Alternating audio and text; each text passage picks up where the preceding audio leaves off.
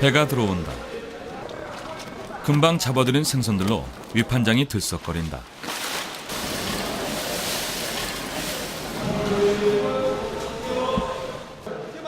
송도 위판장은 목포 앞 지도라는 섬에 들어섰다. 100여 년 전부터 민어, 병어 파시로 이름 날리던 곳이다. 이제 여름에 한참 성수기 때는 하루에 한 17톤까지 판매한 적이 있습니다. 26, 좋아요. 자, 26, 자, 6, 자, 26. 가을, 목포항에서는 통통하게 살아오른 낙지가 날개 돋친 듯 팔려나간다. 200년, 자, 200. 한 3천 개 한 것 같은데. 갯벌에서 난 낙지는 바다 낙지보다 더 쳐준다. 뻘이 좋잖아요, 이쪽은. 타우린 성분이 다량 함유된. 어민에게 갯벌은 제2의 어장이다. 중화, 실뱀장어, 꽃게, 가오리, 서대, 민어, 농어, 사시사철 그런 맛있는 거 나오죠. 한국은 세계적으로 드물게 갯벌의 음식 문화를 발전시켜왔다. 과학과 경제를 뛰어넘는 자연계의 아름다운 조화와 질서를 배웠다. 그리고 이 오묘한 우주지도 안에서 풀뚱이라는 새로운 행성을 찾아냈다.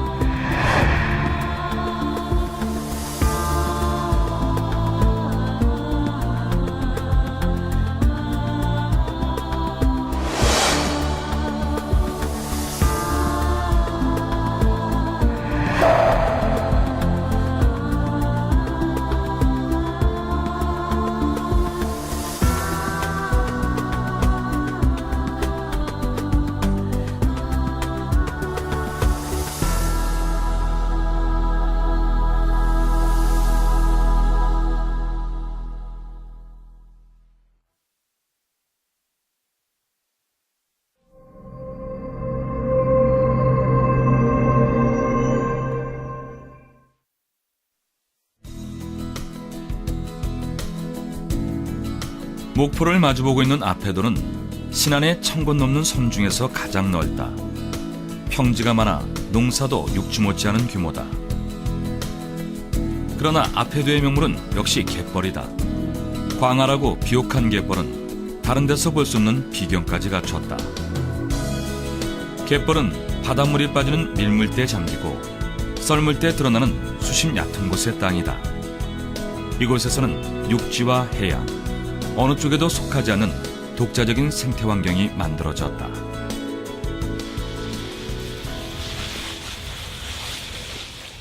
봄, 가을로 갯벌은 낙지 세상이다. 어민들은 낙지잡이에 도가 텄다. 이게 낙지구멍이고 이게 숨구멍이거든요. 푸르게 보이잖아요, 여기. 네, 제가 들어가잖아요. 여기 차단을 여기서 시켜가지고 예. 낙지는 부드러운 진흙 속에 굴을 파서 생활한다. 이게 성공할란가 실패할란가 모르는데 가봅시다. 어민은 낙지의 움직임을 꿰뚫고 있다. 이 낙지를 생포하는 방법은 한쪽 숨구멍을 막아 다른 숨구멍 쪽으로 달아나는 낙지를 잡는 것이다.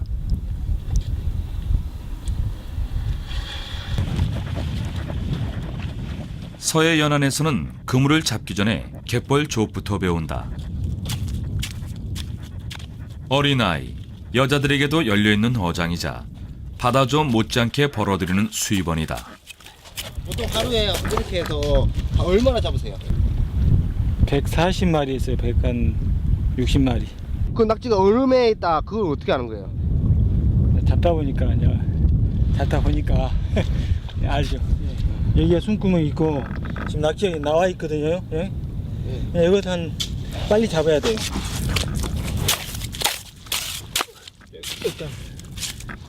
낙지는 연안에서부터 심해까지 고루 서식한다. 바닷속 바위툼이나 조간대 갯벌에 굴을 파고 사는데 진흙에서 단련된 낙지가 특히 육질이 부드럽다.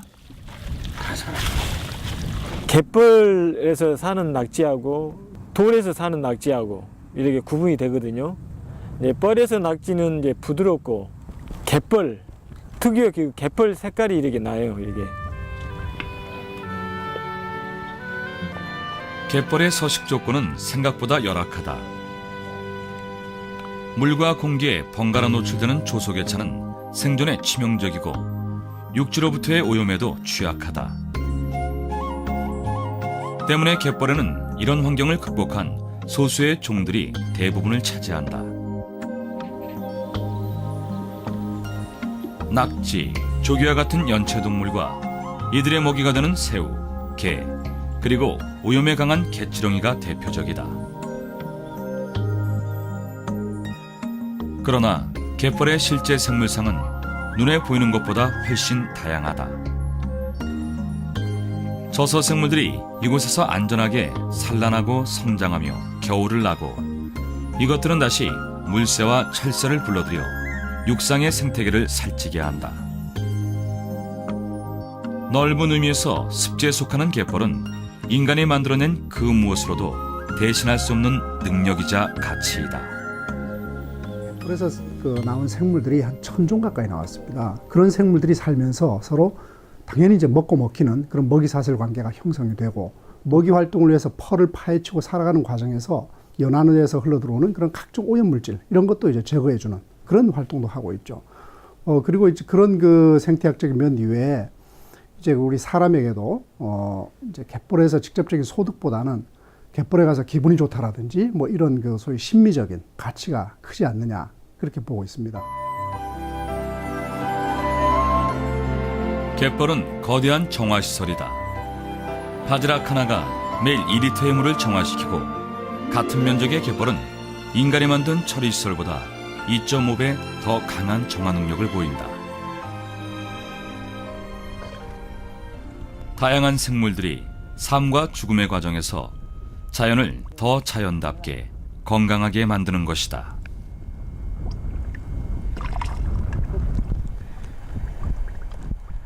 봄이 무르익은 4, 5월의 서해갯벌. 낙지와 마찬가지로 진흙 속에 살던 짱뚱어들이 일제 짝짓기에 나섰다.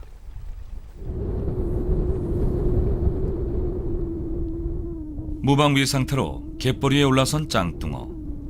포식자 인간에게는 더할 나위 없는 사냥 기회다. 서해 갯벌에서는 오래전부터 짱뚱어를 보양식으로 먹어왔다. 그러나 남획으로 개체수가 줄자 지금은 허가받은 사람에게만 짱뚱어 잡이를 허용하고 있다. 잘 잡았을 때 1시간에 시간당 100마리까지 잡는데 아, 100마리요? 물때에 따라서 이제 틀리죠. 맛이 좀 뭐라 해야 될까 좀 특이해요. 나는 여기보다는 그리고 살들이 뭐 탱글탱글하고 흐림내가 좀 나죠. 흐림내라 그러죠 여기서는. 흐림내.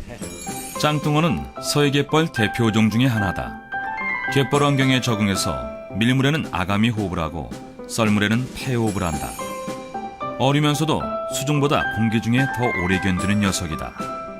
짱뚱어가 아가미와 지느러미를 잔뜩 치켜 세웠다. 암컷을 유혹할 때와 상대를 위협할 때다. 7개의 집을 빼앗고 농계를 주식으로 하는 짱뚱어. 서해 갯벌에 자리 잡은 힘의 논리다.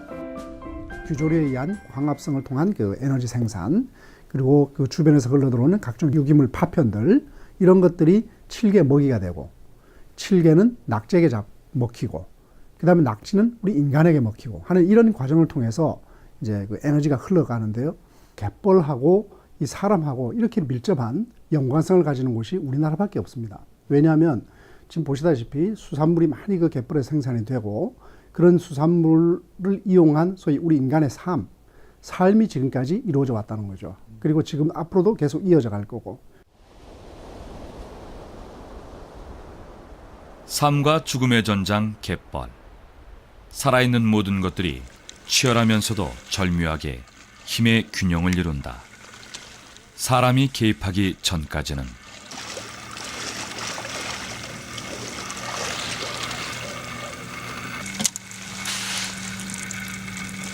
게 하나에 낚시 하나 하루 저녁에 한 10마리씩 잡을 수도 있고 그러니까.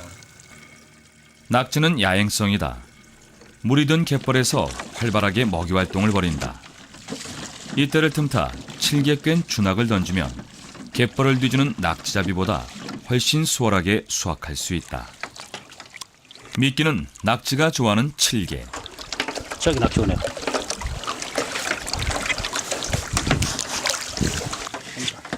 한참 잡힐 때는 하룻밤에 미끼 하나에 10마리가량 잡는다. 낮의 작업과는 비교가 안 되는 성과다. 그러다 보니 너나 없이 낙지 준학에 매달리며 개체수가 줄고 있다. 예전 같은 경우는 저희 아버지 하실 때는 배가 몇 척 없었어요. 동네에서 한 서너 척밖에 안 했는데 지금은 동네마다 한 3, 40척은 있으니까 그만큼 이제 낙지만 배들이 많이 늘어났다는 거죠. 그러다 보니까 씨알도 크기도 많이 작아졌어요. 최근 아패도에는 개발 바람이 불고 있다. 목포시에서 가깝고 개발되지 않은 땅이 많다는 게 큰 이유다. 지금 뭐 앞에서 저쪽 뭐 그쪽으로 뭐죠 조선소 들어온다 이런 말도 있고요. 이게 주민들도 의견도 분반해요. 그냥 땅값도 오르고 뭐 이런 건 좋은 점이고 또 개발도 되고 뭐 그러다 보면 뭐 쉽게 말해서 뭐 빌라 같은 거 들어오고 막 이럴 것 같은데 또 어찌 보면 또 환경 오염돼도 말씀하셨듯이 뭐 갯벌도 양도 줄어들고 하니까 그거는 뭐 저희가 뭐 어떻게 한다고 해서 되는 것도 아니고 뭐 정부에서 말한 대로 이제 가는 수밖에 없는데 저희 입장에서 좀 아쉽죠. 그런 게 갯벌 자체를 이제 계속 파헤치고 한다는 게. 산업화 과정에서 수많은 갯벌이 사라졌다. 갯벌이 지닌 무형의 가치와 무한한 생산성은 고려되지 않았다. 당장의 편리와 이익을 위해 인간의 영원한 터전을 파괴해온 것이다. 전남 해안에는 우리가 아는 것과는 아주 다른 형태의 갯벌이 있다. 어디로 가시는 거예요? 어느 방향으로? 칠산. 칠산. 칠산은 아래쪽 영광에서부터 위쪽으로 위도, 고군 산군도에 이르는 해역이다. 섬 밀집 지역에서 빨라지는 조류 덕분에 고깃대가 모여들어 국내 3대 어장의 하나로 꼽힌다.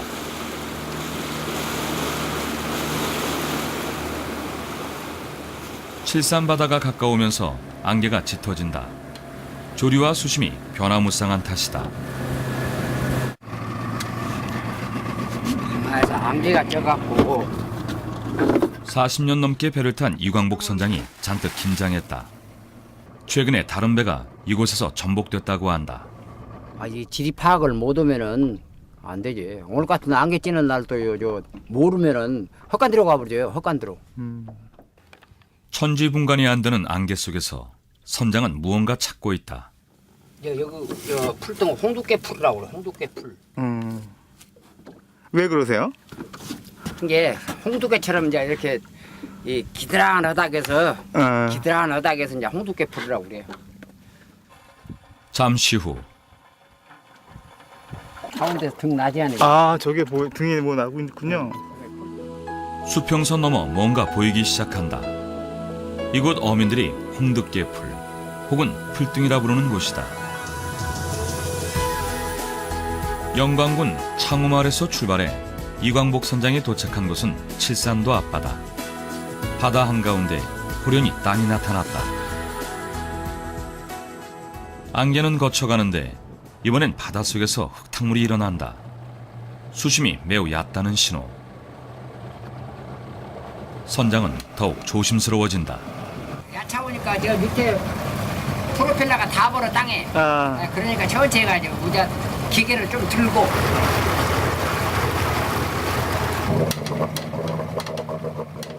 결국 선장은 배를 멈춘다. 프로펠러가 성안차로 돌아가려면 동력을 멈추고 배를 끌고 가는 수밖에 없다. 그게 풀이 일어나서 마냥 겨울에 여기 올 때는 이 풀이 일어나서 이 파도가 많이 나기 때문에 모르고 오다가 여기서 배가 두 척이나 엎어져가지고 그때 새 죽었어요. 아, 이 풀등 때문에. 네, 새 죽었어요. 풀등까지는 아직도 수백 미터가 남았다. 노련한 선장은 아예 닻을 내리고 빈몸으로 들어간다. 생각보다 넓습니다. 맛있으면 엄청나게 놀라요. 저 밑에까지니까. 저 밑에까지예요. 바닥에 딱딱하네요, 모래가. 모래라. 지금은 썰물 때다. 바닷물이 빠지면서 광활한 땅이 드러났는데 토질은 모래갯벌과 비슷하다. 면적도 갯벌에 버금가는 규모인데 서해연안의 흔한 갯벌과 결정적인 차이는 이곳이 육지에 접하지 않고 바다에 홀로 존재한다는 것이다. 어민들은 이런 곳을 풀등, 전문가들은 천퇴 혹은 사퇴라고 부른다. 하벌, 천퇴, 풀등 이런 것들은 지역에서 쓰는 명칭인데 모래가 쌓여가지고 지속적으로 쌓이다 보면서 육지에 있는 곳에 이렇게 쌓여 있으면 해빙이라는 해수욕자는 용어를 쓰는 것이고 육지로부터 격리된 바다에 이렇게 모래가 쌓여가지고 물이 해수면이 낮아졌을 때 썰물 때 노출되는 것을 사태 또는 풀등이라고 이렇게 부르는 겁니다. 지구 자전과 태양, 달의 인력으로 바다에서는 하루 2번씩 밀물 썰물이 생긴다. 이때 바닷속의 모래가 함께 이동하는데 특정 지역에 계속 쌓이면 썰물과 함께 수면 위로 노출될 수 있다. 이를 바다 위의 모래 퇴적층, 즉 사퇴라고 한다.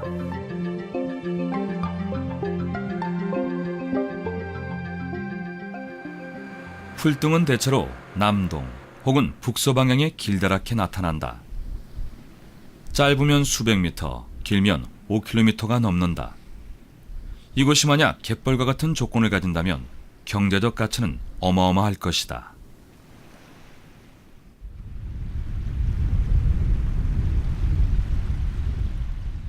그렇다면 서해안에 이런 곳이 얼마나 될까?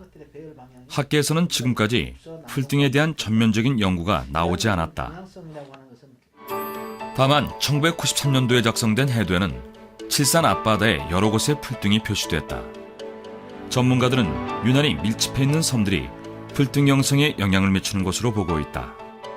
태평양 한가운데 풀등이 있을 수는 없는 거거든요. 주변에 강이나 하천으로부터 공급된 퇴적물들이 많이 있어야 된다는 게 첫째 요인이 되는 것이고, 두 번째는 모래가 아무리 많이 있어도 이걸 움직여줄 수 있는 에너지가 없으면 어느 곳에 가서 움직일 수가 없습니다. 그래서 파랑이나 조류의 세기가 그 모래를 움직일 수 있는 조건을 만들어줘야 됩니다. 어떤 특정한 지역에 가서는 분산되는 거죠. 에너지가 분산이 되면 그 지역에 가서 퇴적물이 쌓이게 되는 겁니다. 그래서 그런 적절한 곳이 대이작도 같은 경우 되고, 인천항에서 44km 떨어진 대이작도. 이곳 역시 칠산 앞바다와 비슷한 형성 과정을 보인다.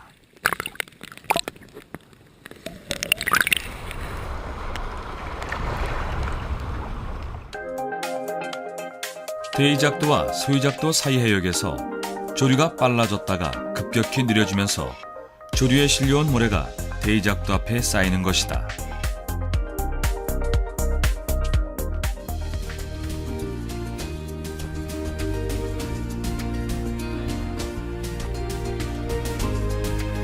칠산 앞바다의 고군산군도, 신안 다도해, 진도 다도해라는 이름에서 보듯이 서해안은 섬들의 공화국이다.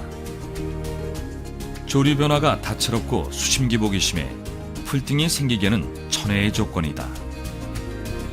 영광 앞바다 가기도와 송유도 사이에 놓인 풀등, 백사장이나 해안사과 같은 모래 등은 생물이 살기에 열악한 조건이라고 알려져 있다.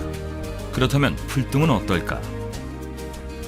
그리고 이 모래등이 참 우리 송도로 보자면은 생활터진이 되어버거든요. 맛조개가 많이 나지, 또 백한 나지. 해가지고 겨울철에 참 어장도 못 오고 놀고 있는데, 여기서 해갖고 한 사람이 겨울 한 3달 하면은 한 500만 스포를. 그래갖고 전기세도 오고 수도세도 오고 아그들한테 그 잡아서 보내주기도 하고. 이곳의 풀등은 특이하게도 갯벌과 비슷한 생물상을 보인다. 아마도 섬둘레에 갯벌이 발달한 것과 관련이 있을 것이다. 흔들거리는 게 뭐죠? 이것이 백구락고등이라고 하고, 예. 민물에서는 우렁이라고도 하고. 아, 민물에서 우렁이라고 하는 게 똑같은 거죠?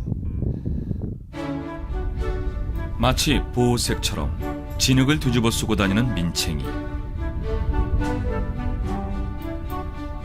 모래바닥을 파고 사는 조개, 어패류가 흔하게 보이고 말미잘 같은 해상 생물도 발견된다.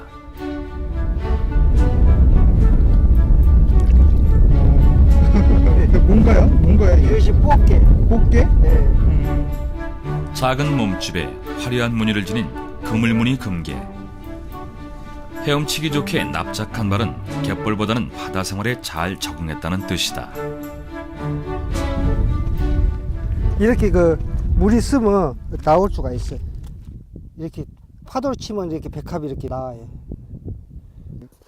여러 개씩 나와요. 그럼 이렇게 바로 이 작업을 않고 그냥 주워 갖고 가갖고 이거 까서 소주 안주도 하고.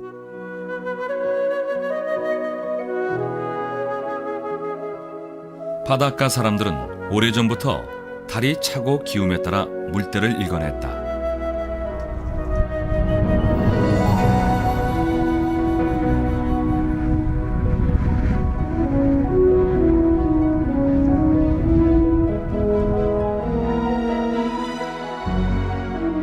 밀물과 썰물의 차이가 가장 큰 사리. 한 달에 2번 사리가 계속되는 5, 6일간은 갯벌조업이 만개하는 때다. 송이도와 가기도에서는 물이 제일 많이 빠졌을 때 갯벌과 풀등이 이어져 두 섬이 연결되는데 그 폭이 10km가 넘고 땅은 경운기를 타도 될 만큼 단단하다.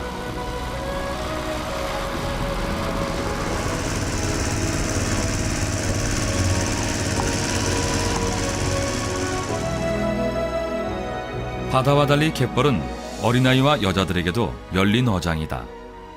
바다조업이 시들해지는 늦가을부터 다음 봄까지 바다 사람들의 허기를 달래주는 큰 수입원이기도 하다.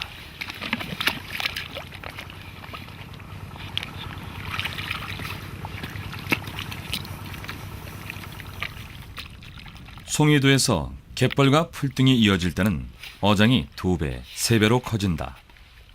조개 중에서도 상품으로 치는 백합이 주렁주렁 열린다. 이게 이렇게 하면 느낌이 오세요? 그렇죠. 어떻게 느낌이 와요? 따끈따끈해요. 따끄닥. 아, 물 나올 따끈하면. 아, 그래야 나온 거예요? 근데 날씨 차면은요, 무장 깊이 들어가요. 아, 이런 거 많아요. 아이고야. 우와, 진짜 크네. 물이 빠진 6시간 동안 꼬박이라면 사람마다 30에서 40kg은 너끈하다. 경운기를 동원해야 하는 또 하나의 이유다.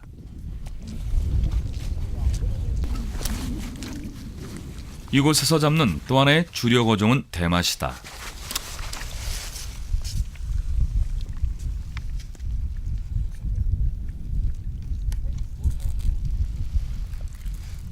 대맛은 진흙 속에 몸을 숨기는 습성이 있다. 천적을 피하고 수분을 유지하기 위해 갯벌 생물들이 공통으로 터득한 생존의 기술이다. 그런데 도구를 가진 인간에게는 당해낼 도리가 없다. 이렇게 가다 보면 이제 모래벌이 딱 일어나는 데가 있어. 이렇게 뻘껍이 좀 있잖아요. 네. 그런 데를 이렇게 하면 구멍이 떨어져.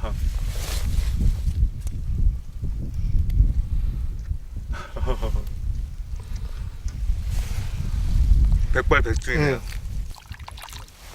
요거를 네. 그냥 이렇게 먹어도 돼. 아, 진짜? 먹어도 그런데 좀 짜. 그래서 그 짠물을 생기고 나면 암시 안 했다. 하루에 100개 이상 잡겠습니다. 요거 너무 100개만 잡건데. 우리 이 물대대로 한다 하면 1000개는 못 해도 한 500개 내지 400개는 잡지. 갯벌 어민에게는 그에 맞는 감각이 발달해 있다. 자연의 일부로 살아가며 얻은 선물이다. 대맛의 원래 이름은 맛이다. 껍질이 대나무처럼 생겼다고 해서 대맛 혹은 죽합이라고 불린다. 껍데기 양쪽이 옹려져 있어서 속살을 보호하고 먹이를 찾거나 이동할 때는 각정, 즉 머리 부분이 밖으로 나온다. 몸을 피할 때도 각정이 나와 모래를 파헤친다. 느리지만 필사적이다. 남을 공격할 무기가 없는 생물에게는 도망이 최고의 기술인데 대맛은 그마저도 신통치 않다. 다리에 줄무늬가 있고 등껍질에는 두 눈을 부릅뜬 것 같은 점이 있는 이것은 범개다. 아시아 대륙 연안에서만 발견되는 희귀종이다. 이게 지금 성체예요. 그래서 일반적으로 이렇게 꽃게하고 비교하면 사이즈가 굉장히 작거든요. 이 등껍질이라든지 아니면은 여기 다리들이 꽃비무늬 비슷하다고 해가지고 붙여진 이름이 바로 범개인데요. 이 종이 지금 전 세계적으로 항해에서만 출현을 하고 있고 일종, 딱 한 종밖에 없는 종이기 때문에 이 종을 보호를 해야 된다는 거죠. 위에서 보면 영락없는 호랑이 얼굴이다. 천적인 물새나 철새들을 피하기는 꽤 효과적이었을 것이다. 그런데도 범개는 개체수가 많지 않고 보통의 개들과는 매우 다른 발달 양상을 보인다. 한반도에서는 주로 이북에서 서식하는데 최근 들어 남쪽 연안과 풀등에서 발견되고 있다. 최근 전남 해양수산과학원에서는 인공부화에 성공해 종보호를 위한 첫걸음을 뗐다. 서해의 신안 칠산해역은 한국의 대표적인 어장이다. 그렇다고 해서 아무데나 그물을 내릴 수는 없다. 이곳 어민들에게는 좋은 어장을 찾는 암호 같은 것이 있다. 바로 풀등이다. 어민들은 풀등이 있는 곳에서 유난히 새우가 많이 잡힌다고 한다. 서해에서는 초봄부터 늦가을까지 다양한 새우들이 잡힌다. 산란을 준비하는 어류들에게는 최고의 보양식이다. 어민들이 찾아가는 어장은 풀등과 풀등 사이의 고리다. 육지의 계곡처럼 움푹 패여 작은 어류들이 좋아하는 지형이다. 여기서 지금 이제 가마고섬 뒷골이라고 해가지고 풀뚱하고 골하고 있는 사이에가 있는데 그 풀뚱에서는 이제 고기 자체가 얇기 때문에 나오질 않고요. 이제 아무래도 깊은 골 따라 고기가 다니기 때문에 그쪽을 이렇게 경량해서 배가 이제 그쪽으로 가고 있는 중입니다. 풀등은 물론 풀등 주변의 해저 지형에 대해서도 과학적으로 밝혀진 것은 별로 없다. 그러나 바다에 들숨날숨을 읽는 어민들은 풀등과 골에 얽힌 어류의 생리를 직감적으로 느낀다. 파도가 이렇게 많이 하얗게 올라옵니다.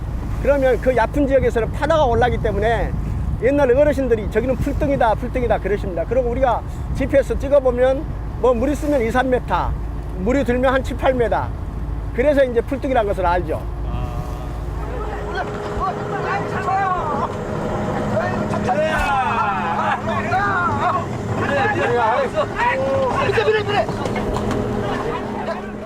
풀등 주변의 어류 중에 가장 큰 포식자는 민어다. 큰 것은 1.5m가 넘고 단백질과 지방이 많아서 아주 비싼 값에 팔리는데 이것들 역시 풀등 사이 골을 찾아가면 백발백중이다. 골이라는 데는 보통 물이 많이 들면 25m, 한 30m까지도 나옵니다. 이런 주로 풀등과 풀등 사이 골에서 민어를 많이 잡습니다. 어떤 그 풀등이라든지 이런 것이 있어서 그 사이에 형성된 골 이런 것들이 있다면 거기는 이제 그 간조가 되더라도 물이 안 빠지고 일부 남아있는 장소가 있는데 갯벌에 물이 빠지게 되면 공기 중에 드러나가지고 굉장히 좋지 않은 생물에게는 좋지 않은 환경이 되는데 오히려 생물들이 그런 물 있는 곳으로 도피하는 경향이 많습니다. 그래서 그런 곳에는 항상 생물들이 항상 있게 되죠. 식물 플랑크톤을 먹기 위해서 작은 생물들이 거기에 살게 되고 특히 이제 새우 같은 것들 이런 것이 살게 되면 당연히 그걸 먹기 위해서 먹이사슬에서 좀 상위 단계에 있는 그 민어라든지 뭐 이런 것들이 당연히 오게 됩니다. 그래서 그런 곳이 그 좋은 어장이 형성되는 것이 아닌가 이런 생각을 하게 됩니다.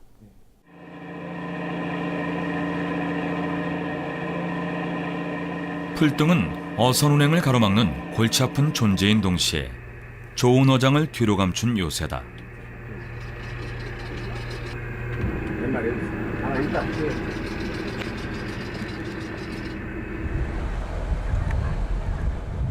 어민들이 풀등을 찾아다닐 수밖에 없는 이유다.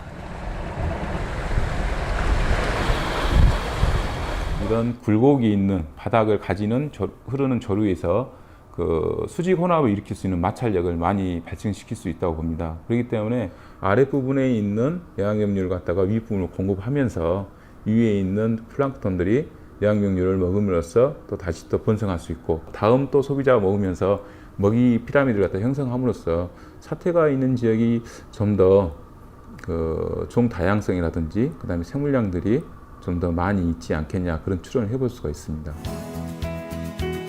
풀등은 바다 위에 섬처럼 떠 있기도 하고 좁은 섬들 사이에 다리를 놓기도 한다.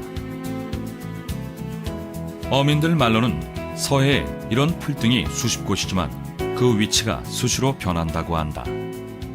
없어지는 것은 아니지만 모래층들이 이렇게 따라 이렇게 사람처럼 걸어다닌다는 얘기입니다. 모래층들이 이렇게 변화가 온다는 얘기입니다. 자연이라는 게 가만히 놔두질 않아요. 속에 있는 것들을 이렇게 바위들이나 가만히 놔두지. 1993년에 제작된 해도와 지금의 모습을 비교해보자. 나골도 위아래에 있던 풀등은 사라지거나 작아지고 다기도에 붙어있던 풀등은 송이도까지 연결됐다.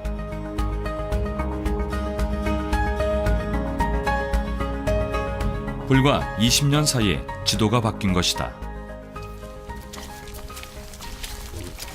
저기 물가 보이는 데부터 거리에서 지금 한 4km 간격이 이렇게 된 것 같아요.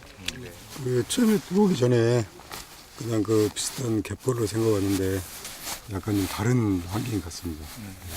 이제 저 끝에 지금 지평선처럼 보이는데 거기도 지금 그 등이에요, 그러면? 그렇죠. 이거. 와. 지금 이렇게 거북토토 해갖고 지금 보이는 데는 전부 다 모래등이에요. 그래요. 와, 상당하네. 이게 우리가 이렇게 지평소에 놓고 보니까 이제 우리 법성코에서 영광 가는 거리보다 더 멀어요. 원래 10년 기준해가지고 지금 이렇게 모래등이 이렇게 그래요? 나와버렸죠. 10년이요? 와, 10년. 이게 얘가 10년 전에는 어장터였다니까. 여기서 이제 고기 같은 걸 잡은 데였어요. 근데 저 밑에 가기도 저 뒤에가 이 모래등이 났었어. 그래갖고 우리가 배로 거기까지 가가지고 그 할 때는 맛을 한 사람이 100개 내지 200개, 그러면 한 50개씩 이렇게 해갖고 되겠는데 송이도 오고 가기도 오고 이 등이 나면서 맛조개를 파면은 한 사람이 300개, 500개 와, 더 많이 이렇게 많이 팔 수가 있어. 그런 대신에 이 백합이 또 나와. 국내 학계에서는 갯벌의 성질이나 변화에 대한 연구가 부족한 게 현실이다. 하물며 접근이 쉽지 않은 풀등에 대해서는 전무하다시피 하다. 우선 지질 환경을 살펴보기로 했다. 18.2도. 이 볼 속에 사는 그 생물들이 대부분 자기 몸 길이만큼 들어가서 살고 있거든요. 그랬을 때 그 안에 이제 온도라든 걸 알 수가 있죠. 어떤 환경에서 살고 있는지. 조사 결과 송이도와 풀등에서는 황화물이나 유기물이 거의 검출되지 않았고 화학적 산소 요구량도 적었다. 섬 육지에 연결됐지만 육지로부터의 오염원이 적거나 스스로 지닌 정화 능력이 살아있다는 뜻이다. 그렇다면 풀등 주변의 해양은 어떨까?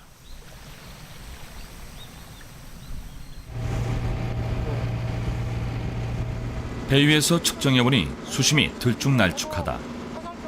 모래층이 뿌옇게 일어나는 것은 물속에 부유하는 양이 상당하다는 뜻이다. 물 색깔을 보면 풀등을 이루고 있는 지역하고 아닌 지역하고 물 색깔이 확연히 차이가 나지 않습니까? 이거는 이제 물이 조석위에서 들어오면서 퇴적됐던 퇴적 입자를 재부유시키거나 아니면 외부에서 유자들이 이 근처에서 침전하든지 아니면 침낭하든지. 특정한 어떤 지역에 가면은 파도가 많이 치고 그러니까 거기를 피해서 그 옆에서 이렇게 어업을 하고 조업을 했는데 어느 시기에 가니까 또 이쪽은 파도가 안 치고 저쪽은 치더라는 이야기예요. 다시 이야기하면 이 바닷속에 있는 이 모래가 한 지점에 고정되어 있는 게 아니고 이동을 하는 거예요. 최근 류성옥 박사는 대작도 풀등의 환경 연구에 참여하고 있다. 정부는 2006년에 한 차례 일대 환경조사를 벌인 적이 있는데 이번 연구는 그 변화를 살피기 위한 조사다. 일물 때 어떤 정도의 속도로 이렇게 들어오는지, 방향은 어느 방향이 주 방향인지, 썰물 때는 어디로 물이 빠지고 어떤 방향으로 나가는지, 그 다음에 파고는 여기서 어느 정도 되는지, 그 다음에 부유물의 농도라든가 크기들은 어느 정도 되는지, 이런 현재 상태를 측정하는 겁니다. 그래서 예를 들어서 나가는 쪽으로 부유물질이 더 많이 나간다 그러면은 이 풀등이 쉽게 이야기하면 고도가 낮아질 수 있는, 쇠퇴해 갈 수 있는 그런 영상을 좀 보일 것이고요. 조류의 방향과 색이, 부유물의 농도와 크기를 모니터함으로써 향후 이곳의 모래층이 어떻게 변화하거나 이동해 갈지 예측할 수 있는 것이다. 거기서 간조선까지 얼마 남았어? 스톱! 그런데 만약 이곳의 풀등이 사라진다면 어떻게 될까? 풀등이 물에 잠겨 있을 때는 밖으로부터 밀려오는 파가 그대로 육지 쪽으로 전달이 돼요. 그래서 굉장히 심한 파도가 치고 이런 현상이 있는데 풀등이 노출이 되면은 외부에서 전달되는 외력을 갖다가 차단시킵니다. 그래서 그 순간이 풀등이 노출된 순간에 주변이 고요한 이런 형상으로 바뀌는 거거든요. 풀등이 우리에게 미치는 또 하나의 영향은 파랑 에너지를 감소시키는 것이다. 태풍과 해일은 갯벌이나 풀등을 지나면서 그 마찰력으로 인해 에너지가 크게 줄어든다. 갯벌이 천연 방파제라 불리는 이유다. 밖에서 백이라는 에너지가 전달된다면은 바닷가에도 백이라는 에너지가 그대로 전달이 되는데 좀 갯벌의 폭이 넓다면은 100에서 90, 80, 70, 60, 50까지 줄어서 전달되기도 하고.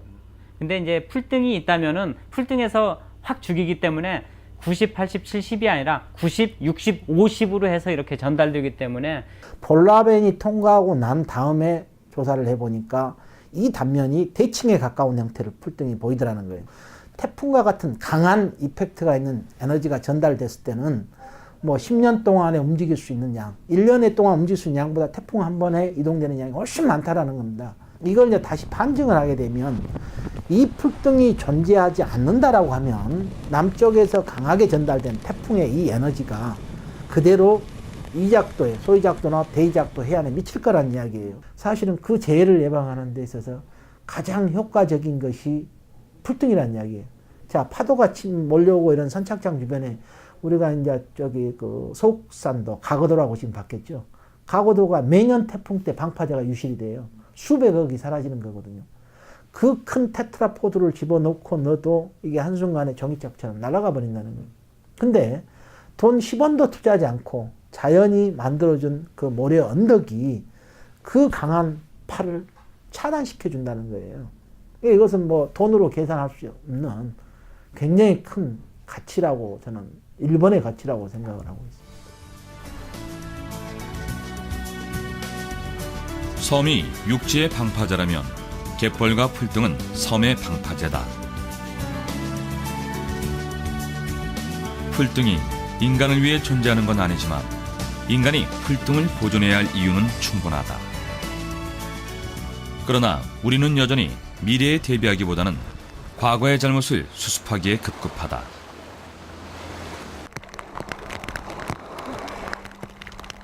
대이작도 풀등에서의 환경조사 역시 풀등 자체에 대한 연구보다는 건설용 모래 채취 때문에 시작됐다. 인근 해역에서 마구잡이로 모래를 채취하면서 풀등 유실 위험이 높아지자 부랴부랴 조사에 나선 것이다. 이곳에서도 풀등은 광활한 면적을 자랑한다. 물이 많이 빠질 때면 여의도 면적의 3배가 넘는다. 같은 갯벌이라도 토질에 따라 생물상은 큰 차이를 보인다. 그렇다면 대이작도 풀등에는 어떤 생물들이 집을 짓고 있을까?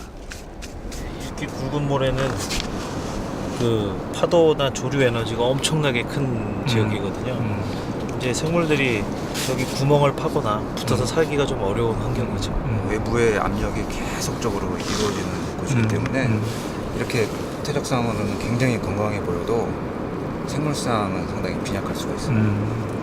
그 호수나 하천에 너무 맑은 데가 있으면 오히려 생물이 없잖아요. 그런 데하고 비슷하다고 보시면 돼요. 갯벌은 입자 크기에 따라 펄갯벌, 모래갯벌, 그리고 두 가지가 섞인 혼합갯벌로 나뉜다. 그런데 대이작도 풀등은 펄과는 다른 성질을 보이고 모래갯벌과 비슷한 송이도 풀등보다도 입자가 굵다. 저서 생물에게는 갯벌보다 더 열악한 조건이다. 썰물과 함께 바다로 돌아가지 않고 이곳에 남은 녀석들이 과연 있을까? 뭐가 보이십니까? 네. 네, 지금 안 움직이고 있는데요. 이제 엠피포드거든요. 엽새우류. 새우인데 움직이네요. 네, 옆으로 옆으로 납작하다고 해가지고 엽새우류라고 그래요. 예, 여기 갯지렁입니다. 꿈틀거네요. 예, 지금 이런 애들은 서해비단고둥이라고 연체동물이에요. 고둥류라고 보시면 되고요. 그 조개하고 이제 친척 좀 된다고 보시면 되고요. 우선 눈으로 관찰한 바로는 이곳은 칠산이나 신안에 형성된 풀등에 비해 삭막한 환경이다. 그런데 모래골 곳곳에 검푸른 자욱이 보인다. 미세조류다. 미세조류는 갯벌에 흔한 식물성 플랑크톤으로 갯벌 생물에게는 1차 에너지원이다. 미세조류가 풍부할수록 갯벌의 생산성도 높다. 조류라고 그래서 바다에서 자라는 이끼나 플랑크톤 같은 거를 자라는 거고요. 얘들이 물고기들의 먹이가 되는 겁니다. 그래서 물고기나 뭐 작은 치어들이 왔을 때 먹이 자원으로 쓸 수가 있는 거고요. 띠를 보통 이루고 있거든요. 그래서 이쪽 지역에 많이 분포를 하고 있고 풀등에서 이렇게 보는 거는 많이 보이면 저도 처음 봤네요. 풀등 주변의 해양 생태계는 어떨까?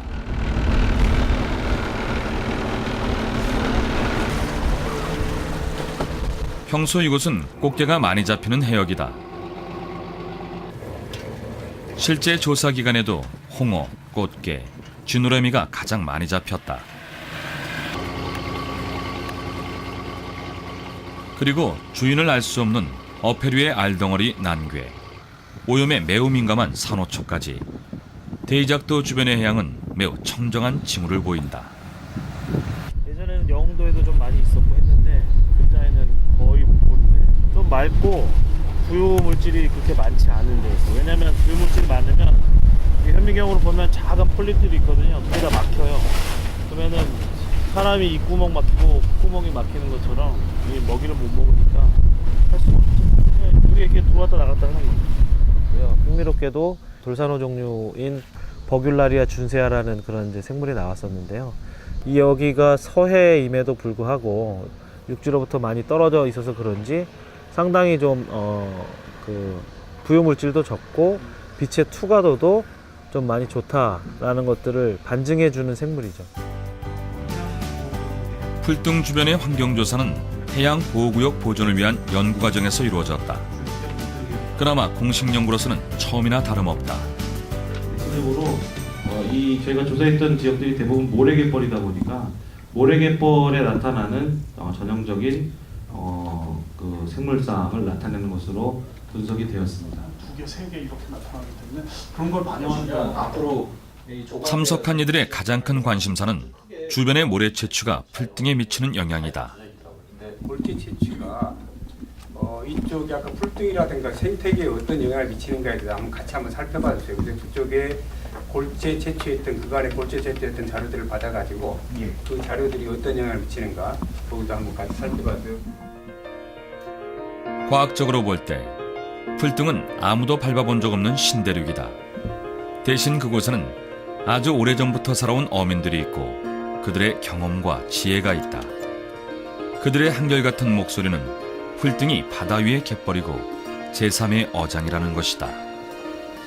모래가 많이 우점하는 그런 해변들 같은 경우에는 실제로 생물들이 그렇게 많지가 않아요.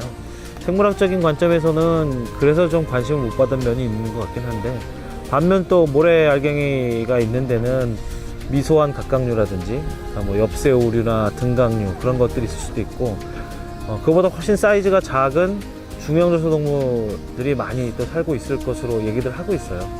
근데 우리나라 해양학이 시작하고 주로 이제 수산학 쪽에서 처음에 시작을 하면서 오면서 그 상업종이 별로 살고지 않은 지역에 대해서 아무래도 관심이 좀 적을 수밖에 없었던 거죠. 자연은 소리 없이 인간을 돕는다. 갯벌과 풀등이 그렇다. 그곳에 있는지 왜 있는지도 몰랐던 풀등. 이제 우리가 그들을 바라보고 지켜줘야 한다.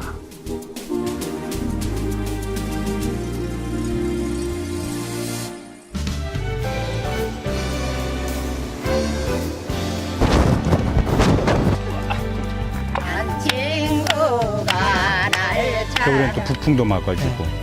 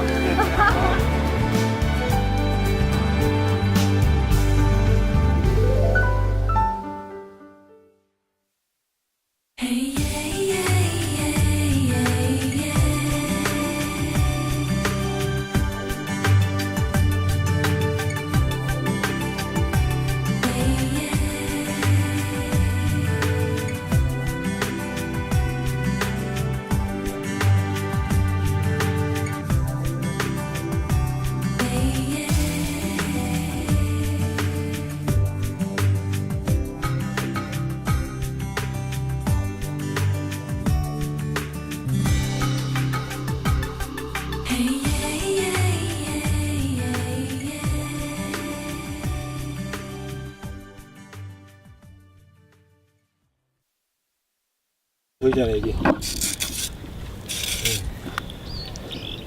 제가 들어가잖아요.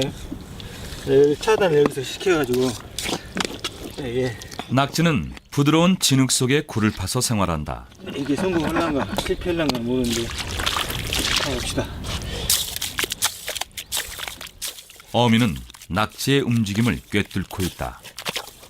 이 낙지를 생파하는 방법은 한쪽 숨구멍을 막아 다른 숨구멍 쪽으로 달아나는 낙지를 잡는 것이다.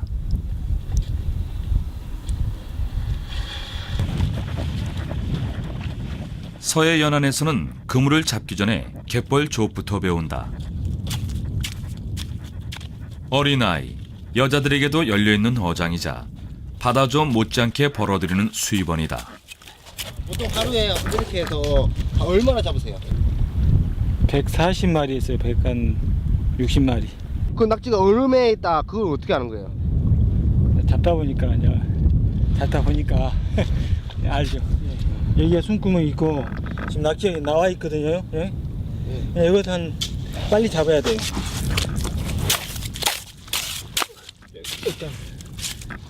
낙지는 연안에서부터 심해까지 고루 서식한다.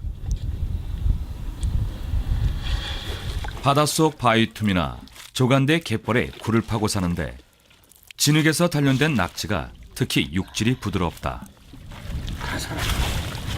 갯벌에서 사는 낙지하고 돌에서 사는 낙지하고 이렇게 구분이 되거든요. 뻘에서 낙지는 이제 부드럽고 갯벌 특유의 그 갯벌 색깔이 이렇게 나요. 이게. 갯벌의 서식 조건은 생각보다 열악하다. 물과 공기에 번갈아 노출되는 조소개차는 생존에 치명적이고 육지로부터의 오염에도 취약하다. 때문에 갯벌에는 이런 환경을 극복한 소수의 종들이 대부분을 차지한다. 낙지, 조개와 같은 연체동물과 이들의 먹이가 되는 새우, 게, 그리고 오염에 강한 갯지렁이가 대표적이다. 그러나 갯벌의 실제 생물상은 눈에 보이는 것보다 훨씬 다양하다. 저서 생물들이 이곳에서 안전하게 산란하고 성장하며 겨울을 나고, 이것들은 다시 물새와 철새를 불러들여 육상의 생태계를 살찌게 한다. 넓은 의미에서 습지에 속하는 갯벌은 인간이 만들어낸 그 무엇으로도 대신할 수 없는 능력이자 가치이다.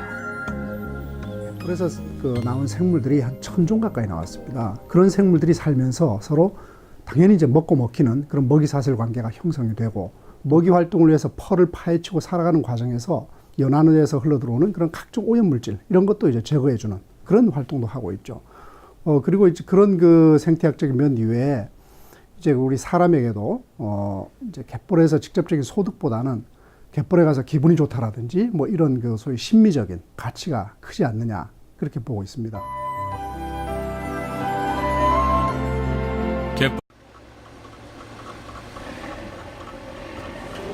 배가 들어온다. 금방 잡아들인 생선들로 위판장이 들썩거린다.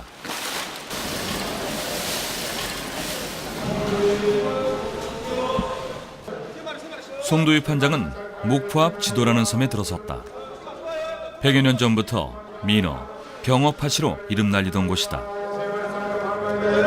이제 여름에 한참 성수기 때는 하루에 한 17톤까지 판매한 적이 있습니다. 26, 좋아요. 자, 26, 자, 6.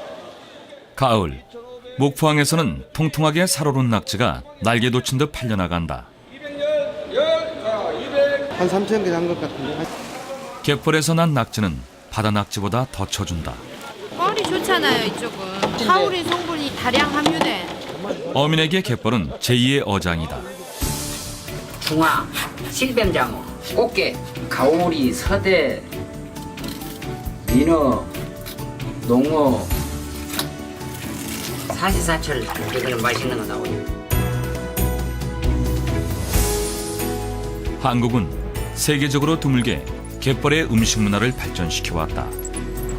과학과 경제를 뛰어넘는 자연계의 아름다운 조화와 질서를 배웠다. 그리고 이 오묘한 우주지도 안에서 풀뚱이라는 새로운 행성을 찾아냈다.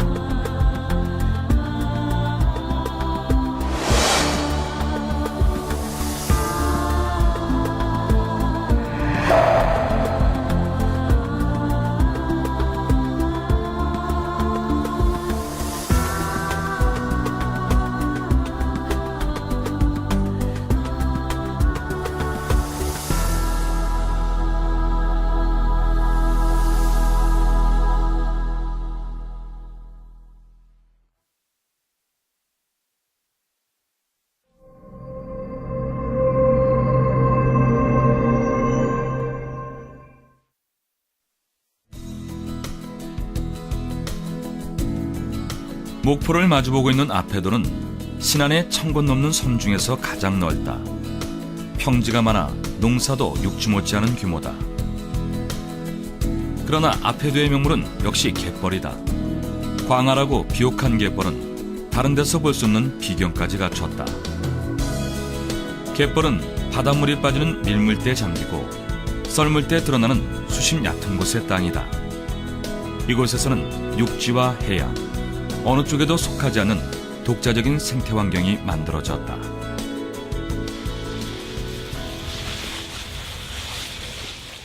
봄, 가을로 갯벌은 낙지 세상이다. 어민들은 낙지잡이에 도가 텄다. 이게 낙지구멍이고 이게 숨구멍이거든요. 푸르케 비교가 안 되는 성과다. 그러다 보니 너나 없이 낙지 준하게 매달리며 개체수가 줄고 있다. 예전 같은 경우는 저희 아버지 하실 때는 배가 몇 척 없었어요. 동네에서 한 서너 척밖에 안 했는데 지금은 동네마다 한 3, 40척은 있으니까 그만큼 이제 낚시만 배들이 많이 늘어났다는 거죠. 그러다 보니까 씨알도 크기도 많이 작아졌어요. 최근 아패도에는 개발 바람이 불고 있다. 목포시에서 가깝고 개발되지 않은 땅이 많다는 게 큰 이유다. 지금 뭐 앞에서 저쪽 뭐 그쪽으로 뭐죠 조선소 들어온다 이런 말도 있고요. 이게 주민들도 의견도 분반해요. 그냥 땅값도 오르고 뭐 이런 건 좋은 점이고 또 개발도 되고 뭐 그러다 보면 뭐 쉽게 말해서 뭐 빌라 같은 거 들어오고 막 이럴 것 같은데 또 어떻게 보면 또 환경 오염돼도 말씀하셨듯이 뭐 갯벌도 양도 줄어들고 하니까 그거는 뭐 저희가 뭐 어떻게 한다고 해서 되는 것도 아니고 뭐 정부에서 말한 대로 이제 가는 수밖에 없는데 저희 입장에서 좀 아쉽죠. 그런 게 갯벌 자체를 이제 계속 파헤치고 한다는 게. 산업화 과정에서 수많은 갯벌이 사라졌다. 갯벌이 지닌 무형의 가치와 무한한 생산성은 고려되지 않았다. 당장의 편리와 이익을 위해 인간의 영원한 터전을 파괴해온 것이다. 전남 해안에는 우리가 아는 것과는 아주 다른 형태의 갯벌이 있다. 어디로 가시는 거예요? 어느 방향으로? 칠산. 칠산. 칠산은 아래쪽 영광에서부터 위쪽으로 위도, 고군 산군도에 이르는 해역이다. 섬 밀집 지역에서 빨라지는 조류 덕분에 고깃대가 모여들어 국내 3대 어장의 하나로 꼽힌다.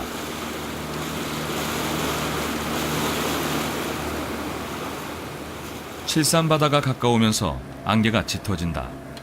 조류와 수심이 변화무쌍한 탓이다. 강화에서 안개가 껴갖고 40년 넘게 배를 탄 이광복 선장이 잔뜩 긴장했다. 최근에 다른 배가 이곳에서 전복됐다고 한다. 이 지리 파악을 못 하면은 안 되지. 오늘 같은 안개 찌는 날도 저 모르면은 헛간대로 가버려요. 헛간대로. 천지분간이 안 되는 안개 속에서 선장은 무언가 찾고 있다. 여기 풀동 홍두깨 풀이라고 그래. 홍두깨 풀. 왜 그러세요? 이게 홍두깨처럼 이제 이렇게 이 기드랑한 어닥에서 이제 홍두깨 풀이라고 그래요. 잠시 후 가운데서 등 나지 않아요. 아, 저게 등에 뭐 나고 있군요. 수평선 넘어 뭔가 보이기 시작한다. 이곳 어민들이 홍두깨풀 혹은 풀등이라 부르는 곳이다. 영광군 창우마을에서 출발해 이광복 선장이 도착한 곳은 칠산도 앞바다. 바다 한가운데 호련히 땅이 나타났다. 안개는 거쳐가는데 이번엔 바닷속에서 흙탕물이 일어난다. 수심이 매우 얕다는 신호. 선장은 더욱 조심스러워진다. 야차오니까 제가 밑에 뻘은 거대한 정화시설이다. 바지락 하나가 매일 2리터의 물을 정화시키고 같은 면적의 갯벌은 인간이 만든 처리시설보다 2.5배 더 강한 정화 능력을 보인다.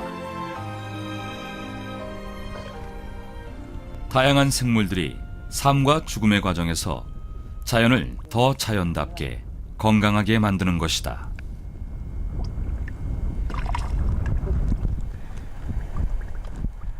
봄이 무르익은 4, 5월의 서해갯벌. 낙지와 마찬가지로 진흙 속에 살던 짱뚱어들이 일제 짝짓기에 나섰다.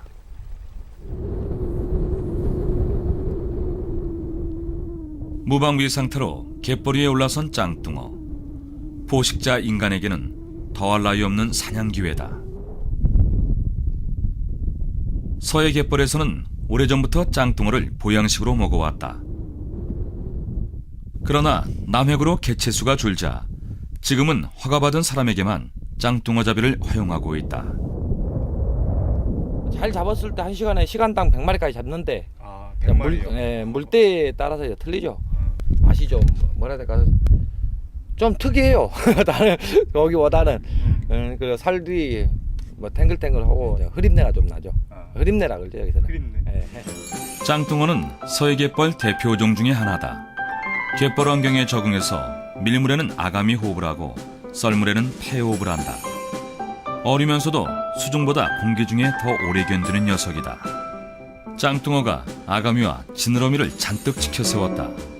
암컷을 유혹할 때와 상대를 위협할 때다. 칠개의 집을 빼앗고 농기를 주식으로 하는 짱뚱어. 서해 갯벌에 자리 잡은 힘의 논리다. 규조리에 의한 광합성을 통한 그 에너지 생산, 그리고 그 주변에서 흘러들어오는 각종 유기물 파편들, 이런 것들이 칠개 먹이가 되고, 칠개는 낙지에게 먹히고, 그 다음에 낙지는 우리 인간에게 먹히고 하는 이런 과정을 통해서 이제 그 에너지가 흘러가는데요.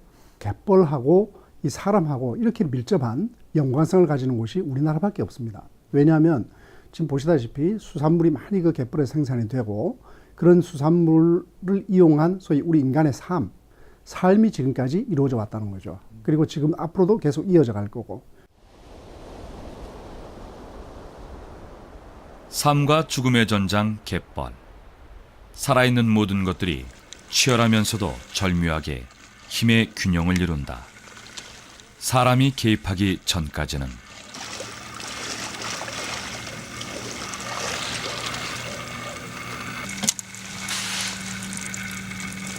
배 하나에 낚시 하루 저녁에 한 10마리씩 잡힐 수도 있고 그러니까. 낙지는 야행성이다. 물이 든 갯벌에서 활발하게 먹이 활동을 벌인다. 이때를 틈타 칠개 꿰인 준학을 던지면 갯벌을 뒤주는 낙지잡이보다 훨씬 수월하게 수확할 수 있다. 미끼는 낙지가 좋아하는 칠개. 저기 낙지 오네.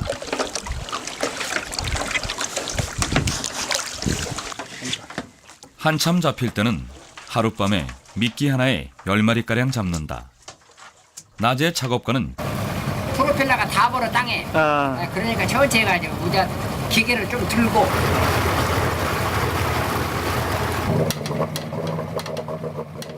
결국 선장은 배를 멈춘다. 프로펠러가 성안차로 돌아가려면 동력을 멈추고 배를 끌고 가는 수밖에 없다.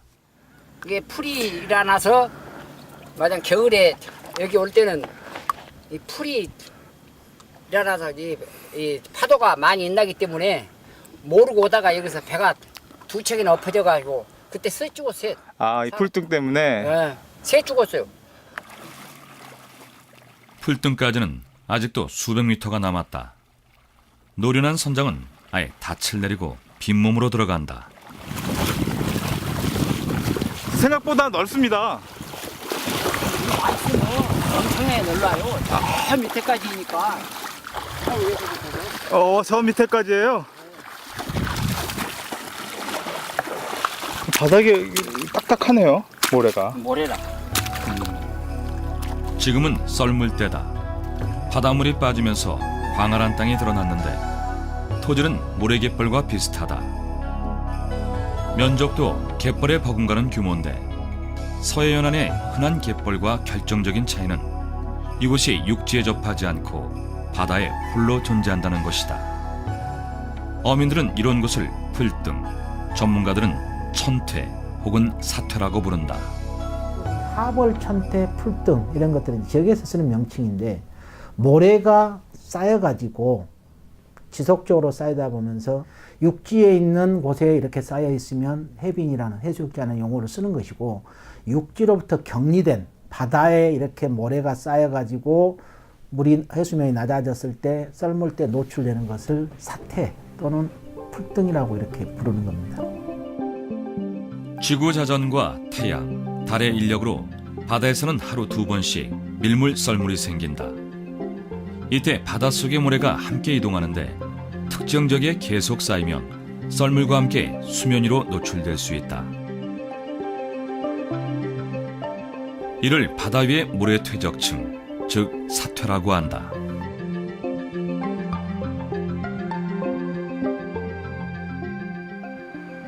풀등은 대체로 남동 혹은 북서 방향에 길다랗게 나타난다.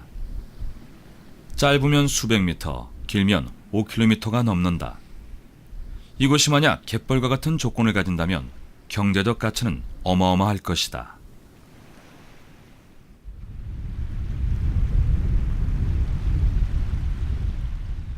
그렇다면 서해안에 이런 곳이 얼마나 될까? 학계에서는 지금까지 풀등에 대한 전면적인 연구가 나오지 않았다. 다만 1993년도에 작성된 해도에는 칠산 앞바다의 여러 곳에 풀등이 표시됐다. 전문가들은 유난히 밀집해 있는 섬들이 풀등 형성에 영향을 미치는 것으로 보고 있다. 뭐 태평양 한가운데 풀등이 있을 수는 없는 거거든요. 주변에 강이나 하천으로부터 공급된 퇴적물들이 많이 있어야 된다는 게 첫째 요인이 되는 것이고, 두 번째는 모래가 아무리 많이